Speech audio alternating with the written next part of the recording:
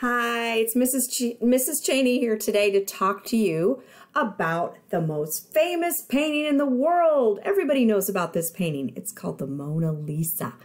People that don't even know about art, if you mention the Mona Lisa, they know what you're talking about. Oh, that's that lady with the dark hair, right? The most famous painting in the world, one of the most famous. If you like these videos and you want to get more of them, before I get started, will you do me a favor? Will you click subscribe down at the bottom of the video here on that little red button so that you can get more alerts when I make more videos and you can use them. If you're an art teacher, you can show them in your classes. And if you were just an art student or someone wanting to know more about art history, you could get my take on the matter. So let's get started with the Mona Lisa, okay? The Mona Lisa was painted by a man named Leonardo da Vinci. It was finished in 1503. Now, when it started, nobody's quite sure. It took a long time. This man took a plank of wood out one day and decided to create this painting. And it was done and worked on for quite some time and then put away. And then Leonardo da Vinci took it out again and worked on it some more right before he died. So the actual finished date is 1503. Now, this painting has something here at the bottom that I want to point out to you. I wrote the word chiaroscuro on this slide. Chiaroscuro is a big word you need to know. And what it has to do with darkness and light. Chiaroscuro is shown here in the background where her dark shirt or dress blends in with the background, okay? Where you don't see the edge of the dress or where it touches the background. It blends together. Another place you see it is up here in the hair. You know, believe it or not, Mona Lisa has a veil on. You can't really see it. It blends in the background to show the depth in this. Another thing that he uses is like a smoke-like veil that covers the painting to make it look more realistic, like a haze is present. It's very, very soft. Atmospheric perspective is something else that's used here. I should have typed it on that slide for you. Atmospheric perspective is where an artist shows depth by making the background bluer, smaller, and blurrier. So the idea is when things are far away from you, they're harder to see. And as they get up close, of course, they're bigger and clearer. So those things were used in this painting. Now let's talk about who this woman was. She was merely a peasant woman named Lisa Gherardini, or the Madonna Lisa. Leonardo painted a simple landscape behind her done in a pyramid style. She towers over those mountains like she's important. Leonardo hired singers and jesters to keep a smile on her face when he painted. He was so picky, he would constantly rework it many, many times. Eventually, the woman gave up and she never received her portrait. She's painted on what's called poplar wood, not popular, poplar, which was common at the time. It was done in many, many layers, which had to dry in between coats, and this is also why it took him so long to complete it. The coats were so thin that even through x-rays, there's no identifiable brush strokes. You don't see strokes of paint. It is so smoothly blended.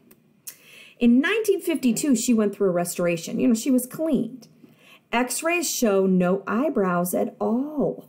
I mean, look close. Does she have eyebrows?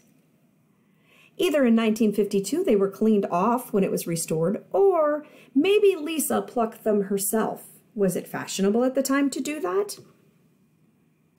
Another word I'd like you to know is contrapposto. Now this is totally different from chiaroscuro, contrapposto. My slide does not like how that is spelled. That is correct. And it's the way that she sits with a weight shift. Her body faces one way and she's looking another way. Kind of like how a photographer poses you for your yearbook picture. You know, you sit on the box, you put your feet on the tape on the bottom of the floor there, and you sit a certain direction, and you put your feet on the floor, and then the photographer says, turn your head, turn your head, turn your head, and you feel like you're all twisted like this, okay? Well, the Mona Lisa is painted in this way, and get myself out of the way here, in that way where Leonardo found out that this was more flattering for people. And other artists copied him, you know. It's an absolute compliment here when Raphael painted a portrait of people sitting this way. Here's another painting by Da Vinci. Here's another woman sitting in contrapposto. A Bohemian sitting in contrapposto. Lady with an Ermine is painted by Leonardo da Vinci. Now talk about contrapposto here. The body is facing one direction and the head is really twisted the other way. Okay, like she's looking over her shoulder. And look at that little ermine, lady with an ermine, that little bitty ferret, weaselly thing. His body is facing one direction, and of course his head is also twisting another. Yeah, this is natural, and you could argue that, but there is a name for it. And there are lots of paintings that Da Vinci did where he used that exact same pose, contrapposto. Now, some people say that he used his own portrait to complete Mona before he died. Remember, I told you it took a really long time to paint this thing. And, you know, it was put in storage for a while. So in between, Leonardo, you know, hauled it back out and looked into the mirror at his reflection in some manner and painted it onto the Mona, okay, to finish her face. So in other words, this woman really doesn't exist. Like he feminized his own face. This is what it looks like on a typical day just to see the Mona Lisa at the Louvre. She's behind bulletproof glass.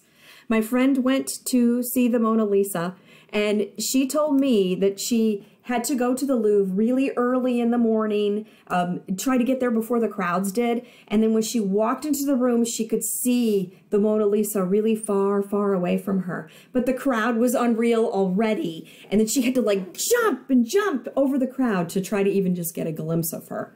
And it was kind of a letdown because it was smaller than she thought and behind glass and really hard to enjoy. Here's a cartoon that I found that shows maybe what Mona looks at when she is viewing her crowd every single day. I just thought it was cute. Now let's see how Mona is made fun of. This is by Duschkamp. Here's another one. Now, these are called parodies, art parodies, where if you Google Mona Lisa parody, you will come up with all these different renditions of the Mona Lisa and how she's rendered by different artists. This one's by Andy Warhol. He printed her over and over and over again on paper. Andy Warhol did that a lot with celebrities, so he saw Mona as being a celebrity. This is a little cute little joke. Mona was trying not to smile as she watched for her silent fart to reach Leonardo. She waited for it to reach him. Here's some more. Mona with curlers, great big teeth, an alien, maybe a Wizard of Oz rendition, Wonder Woman and Barbie, Michael Jackson, Miss Piggy, hey, Mona plays cards. Oogie flunks his cave drawing final. He drew Mona instead of cave creatures, cave animals. And there are tons and tons and tons of Mona Lisas. In fact, she's one of the most made fun of, as well as the American Gothic. If you want to Google that one, that's another one that's made fun of by a totally different artist named Grant Wood. So, why is she so famous? Why? People say to me, what's so great about her? Why is she such an important painting? What's the big deal? It's just some woman sitting facing me, and she's not like she's gorgeous or anything. Well, what happened was she was the first painting ever to be stolen. Why would you want to steal a painting? But she was. In 1911, on a day when the museum was closed, a man that had been working there for a long time, and he was in charge of putting the glass in front of paintings, like put frames on paintings, framing pieces and putting glass. And he works in the museum, and he cleaned and repaired things. And this man knew the ins and outs of the museum. Well, he one day after the museum was closed, decided to walk in, take the Mona Lisa, take her home, took her down from her frame and walked right out. You know, it looked ordinary. It looked like it was no big deal. You know, this was easy to do because the Mona Lisa wasn't really famous. It became famous because she was missing. She started to be printed on milk cartons, like, you know, the missing Mona, and posters and flyers, and it was in the newspaper, and it got so much attention from the press. That's how she got to be so famous. Crowds flocked to the Louvre to see, like, the empty space of where Mona would have been hanging. Here is a newspaper clipping or an illustration. The museum had poor security and few guards, and this Italian immigrant worker that had been working there so long, It was easy for him to just walk in and take her down and take her home. Here's some more newspaper press clippings of when she was recovered.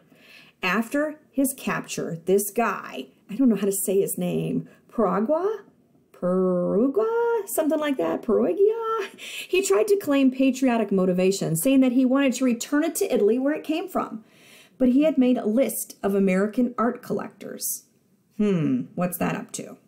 But he wasn't an art connoisseur. He was an ordinary man, overwhelmed by his act. He hid it in his apartment in Paris for quite some time, until he finally got the guts to try to do something about it. Okay? People saw him as a lovable, quirky guy who fell in love with a work of art and really didn't damage it. He got off lightly, 1 year and 15 days in jail, which was later reduced to 7 months and 9 days. World War II was beginning, and it was quickly forgotten. People had forgotten that somebody took the Mona Lisa. War's breaking out, so a little more important.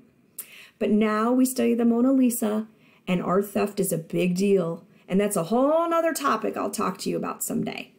Thanks for meeting with me. Bye.